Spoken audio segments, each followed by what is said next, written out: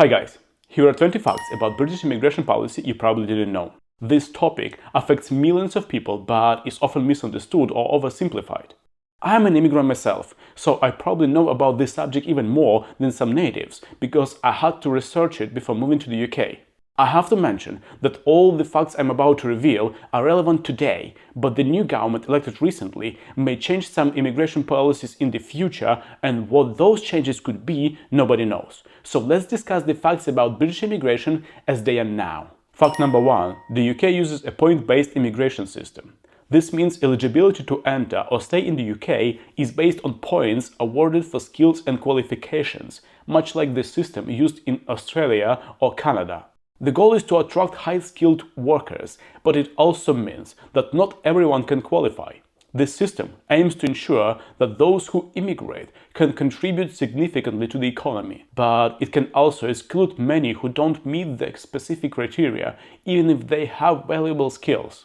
A friend of mine is an excellent car mechanic, and when clients come to the garage to fix their cars, many want only him to do the work. I think that the country needs more specialists like him, but because of this points-based policy, he wouldn't be able to move here if he decided to do it now and not a few years ago when the rules weren't so restrictive. Fact number 2. Immigrants in the UK must pay a health surcharge to access NHS services. However, this applies only to legal immigrants who have skills that made them eligible for a skilled worker visa and who paid visa fees to move to this country. This NHS fees has seen significant increases in recent years, making healthcare more expensive for those already navigating the complexities of immigration. While this surcharge helps fund the NHS, it places a financial burden on immigrants who may already be struggling to afford other aspects of living in the UK. It's much harder to start building your life in the foreign country than live in your motherland, trust me. I want to stress that those who were good enough to get a working visa and work in this country paying taxes also have to pay for the NHS services. But those who came here illegally don't have to pay for it. I don't want to be harsh on those who are called illegal immigrants, because they are people who had to run from their home country because it was too dangerous for them to stay there. So they decided to risk their lives and try to cross the channel on those overcrowded inflatable boats. I don't wish anyone to experience such a thing. But as an expat who lives in this country, works here, pays taxes, and has decided to build his life here, I understand all other people who pay for everything and receive less than newly arrived who sit on benefits from the state and don't contribute to the economy. It is unfair. Fact number 3. The UK has one of the highest visa refusal rates among European countries, especially for applicants from Africa and the Middle East.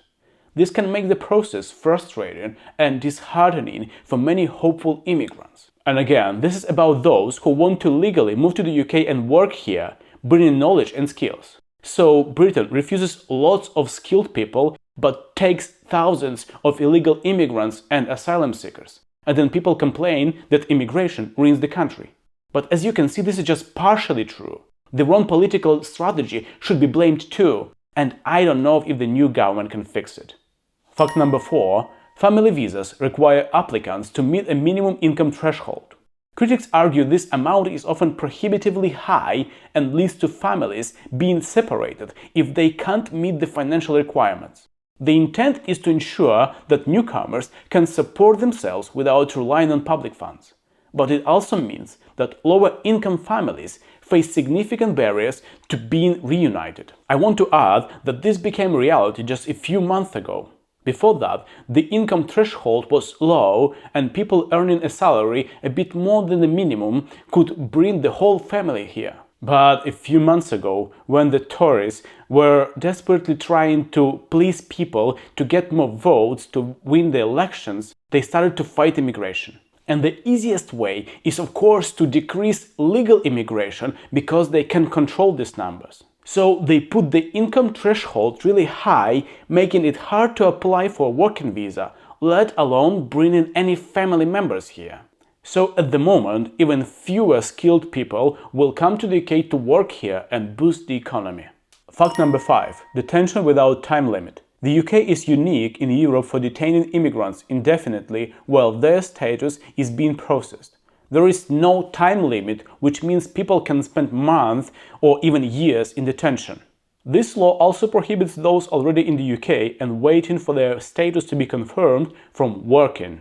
So even if they want to work, they are not allowed and are forced to live on state benefits. If you lived for a year only on benefits without having to work, would you start working after receiving your documents, or would you continue the same way? Not all, but many might choose this simpler path. Fact number 6. Controversial deportation practices. The UK has faced significant criticism for deporting individuals to countries where they may face persecution or serious harm, such as the famous Rwanda plan. These practices have sparked debates about human rights and the ethics of such decisions. The government's stance is often to enforce immigration law strictly, but opponents argue that this approach can lead to devastating consequences for those sent back to dangerous environments. It seems like the government has decided not to proceed with the famous Rwanda plan, but God knows what they want to do instead. I know there are lots of arguments around this topic. What's your stance on this? Please share your thoughts in the comments. Fact number 7. Windrush Scandal. The Windrush Scandal revealed shocking wrongful detentions and deportations of legal residents who were mistakenly classified as illegal immigrants. This scandal exposed deep flaws in the immigration systems and highlighted the several impacts of bureaucratic errors. The fallout led to public outcry and calls for systemic reform to prevent such injustice from occurring in the future. I think nobody would like to find themselves in a situation where they legally moved to another country and then were mistakenly deported. That's awful. I recently read a story about a couple who moved to the UK to study here and now they have a baby. They went on holiday and upon returning to the UK, they were stopped at customs by a security officer who said that they could enter the UK but their baby could not because the baby didn't have a visa. This situation sounds absurd, even though I understand that the parents should have checked all the documents before going abroad. Fact number 8. Surprisingly low refugee acceptance. Despite its global reputation, the UK accepts a relatively low number of refugees compared to other major European countries. This has raised questions about the country's commitment to international humanitarian responsibilities. While the government emphasizes controlled and selective entry, critics argue that the UK should do more to help those fleeing conflicts and persecution.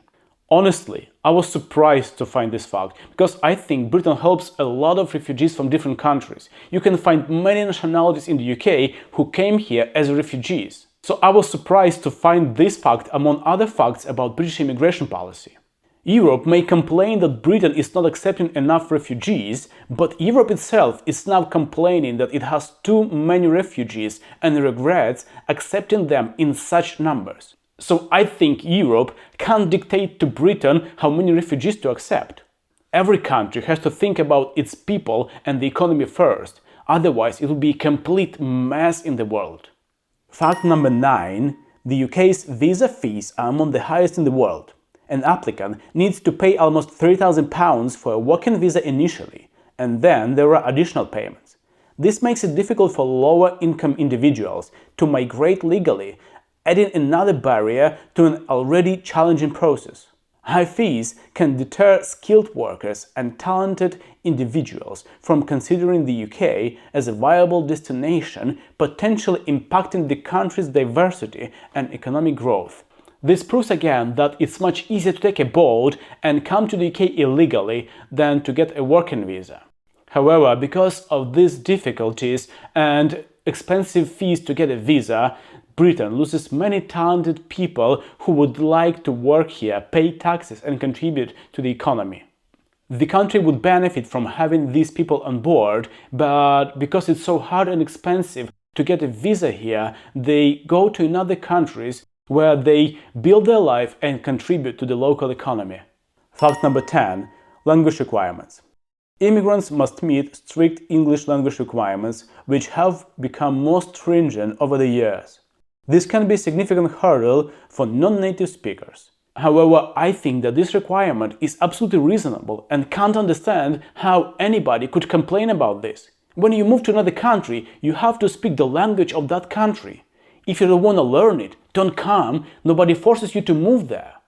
I can tell this because English is not my first language, but I live in the UK, I work here, and I have this YouTube channel in English. Of course, some people leave comments saying that they hate my accent or I barely speak English, but they are just ignorant and probably don't know any other language that they are native one. I speak 4 languages fluently and 1 at a basic conversational level, and don't care about their comments. You can't please everyone. And of course, you can't just leave your accent behind, because it's not that easy. But the main topic here is to speak the language of that country where you live. If you want to live in another country and become a part of society, you have to know its language, and English is not the hardest one to learn. It would be strange if I expected everyone here to learn and speak my language. Fact number 11. No resources to public funds. Immigrants with certain visas, including skilled worker visa, have no resource to public funds. This means they cannot access most welfare benefits, even if they fall on hard times. While the intent is to ensure that immigrants are self-sufficient and not a burden on the state, it can lead to significant hardships, especially in cases of sudden job loss or other unforeseen circumstances. Meaning, if somebody came to the UK under a skilled worker visa, paid visa fees, works here, and pays taxes that support public funds, that person often can't rely on those public funds. But those who don't pay any taxes because they can't be bothered to work can claim benefits and live on them. I can't understand this system. Somebody has to work hard to support themselves and pay huge taxes, and others can just claim benefits and do nothing. That's completely unfair. Fact number 12. Skilled worker shortages. Despite needing more skilled workers, the UK's immigration policies sometimes hinder sectors like health and engineering from recruiting the talent they desperately need. These industries often face critical shortages, and restrictive immigration policies can exacerbate the problem affecting the country's overall economic health and innovation. I think I have to say a few words here. Shortages in any industry means that the demand for workers is much bigger than the amount of people who work there and want to work. So let's be honest, when the UK has shortages in any industry, this is not because there are not enough people in the UK, but because those people just simply don't think that those jobs are suitable for them. And when British people whine that immigrants take their jobs, this is not true. Usually immigrants cover those positions where British people don't want to work. This is that simple. After Brexit, there are shortages in every industry in the UK. So if you couldn't find a job because of immigrants before, now you can find a job everywhere. Yeah, the salaries are usually crap, but that's a completely different topic. Fact number 13. All immigrants staying longer than 6 months must have a biometric residence permit, which includes providing fingerprints and a photo. This adds another layer of complexity to the immigration process, aiming to enhance security and prevent fraud, but also requiring immigrants to undergo additional procedures and checks. And this can be a real pain. My friends just recently applied for a visa to the UK. As part of the process, they have to provide their biometrics in the country where they live, going to the British Visa Centre. But the thing is, when you provide your biometrics at that center, you have to leave your passport there and then collect it with a visa when this decision on your application has been made. However, in the confirmation email, it says that the decision on the application can take up to 120 days. And for the whole period, the person stays without the passport because it is in the visa center. This is very inconvenient. Fact number 14. Digital immigration status. The UK has introduced a digital immigration status system, which has faced criticism for being unreliable and difficult to access. There are numerous reports of people being unable to prove their status due to technical issues, leading to significant stress and complications in their daily lives. The shift to a digital system was meant to streamline the process, but in practice, it has often led to confusion and delays.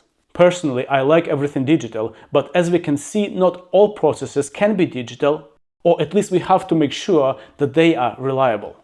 Fact number 15. Children's citizenship fees. The UK charges children born to non-British parents significant fees to register for citizenship even if they have lived in the UK for all their lives. This can be a financial burden for families and raises ethical questions about the fairness of charging children for citizenship. Critics argue that these fees are prohibitively high and can prevent children from full integration into society.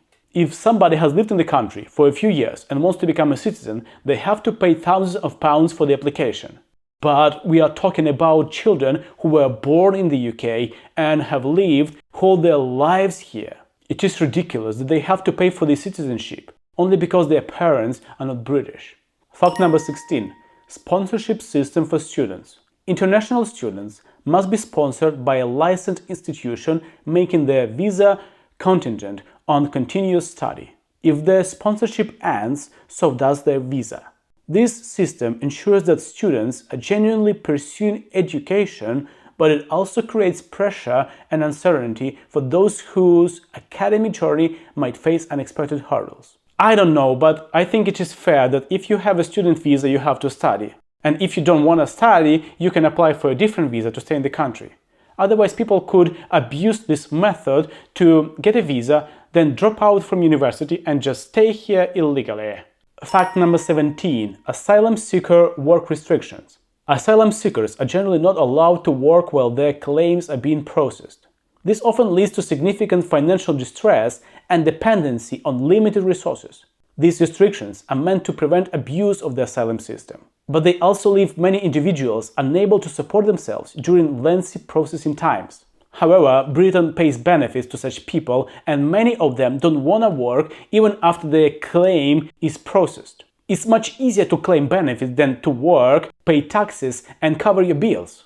I heard from one person that there is no point to work because after paying taxes, rent, and bills, there is not much money left from the salary and you're tired. What a surprise! Welcome to the real life. But if you claim benefits, the state not only gives you some money for living, but also pays the part of your rent. And you are not tired because you do nothing. As a taxpayer, I'm really offended hearing this, and I can't understand this logic, but that's the reality we live in. Fact number 18. Investor visa closure. The UK closed its Tier 1 investor visa route in 2022, citing security concerns and abuse of the system.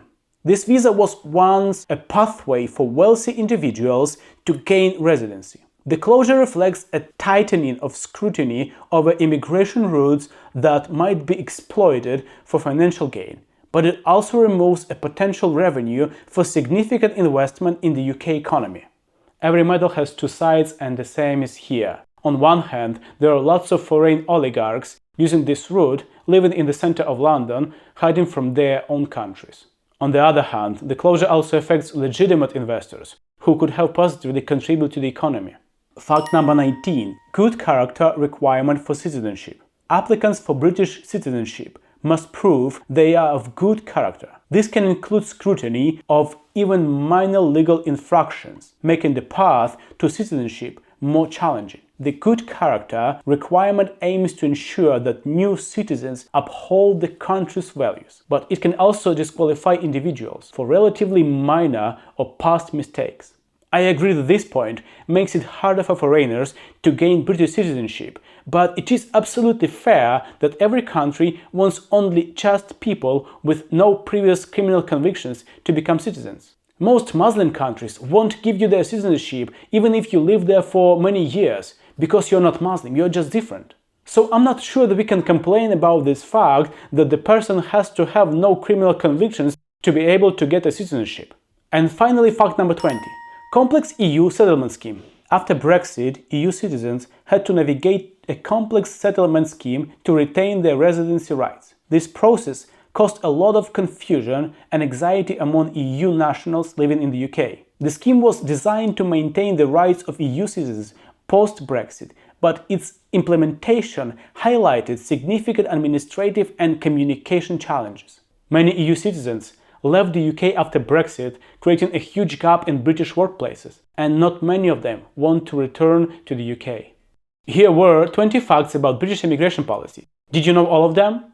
These facts highlight how intricate and controversial the UK's immigration system can be. However, immigration involves real people and their lives, and not just immigrants, but also natives. And all these facts should be considered. Thanks for watching. If you found this video informative, please like it and subscribe to my channel. I took a little pause from posting videos because I had to pass additional exams for my job, but now I'm back preparing new videos for you. Take care!